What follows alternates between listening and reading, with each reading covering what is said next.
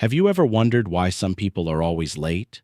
Not because they don't care, not because they're irresponsible, but because something inside them, something quiet and unnoticed, pulls them away from time itself.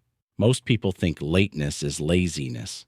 Psychology says it's almost never that. Let's break down what's really happening. 1. The time-blind brain.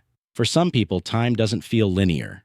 It expands, shrinks, bends around their focus. They get absorbed in tasks so deeply that minutes vanish like seconds. Psychologists call this time blindness, a cognitive pattern where the brain can't accurately sense duration. They're not ignoring the clock. Their brain simply doesn't feel it. 2. The overwhelmed mind.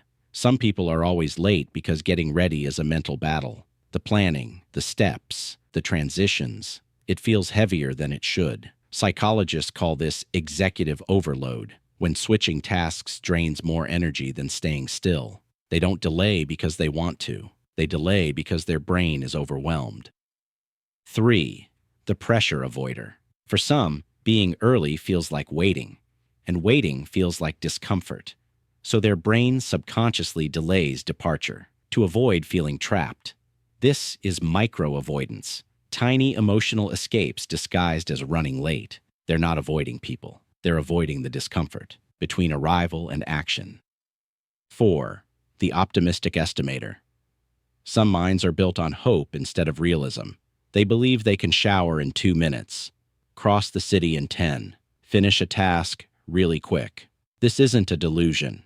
It's optimism bias, the belief that everything will take less time than it actually does. Their lateness is not carelessness, it's faith in possibility. 5.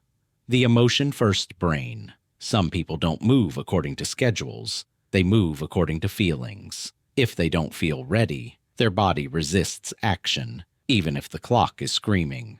Psychologists call this emotion-driven regulation, when motivation comes from internal readiness, not external pressure.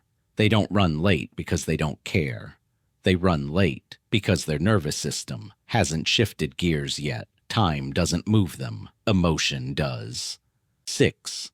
The identity conflict. For some, lateness isn't a habit. It's a quiet rebellion, a resistance against rigid systems, expectations, and control. Their mind rejects being rushed, boxed, or measured, even subconsciously.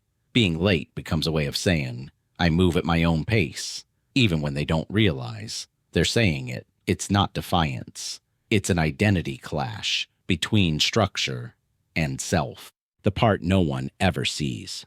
People who are always late don't lack respect. They often carry a busy mind, a sensitive nervous system, a creative attention span, a complicated relationship with time. They're not broken. They're not selfish. They're not irresponsible.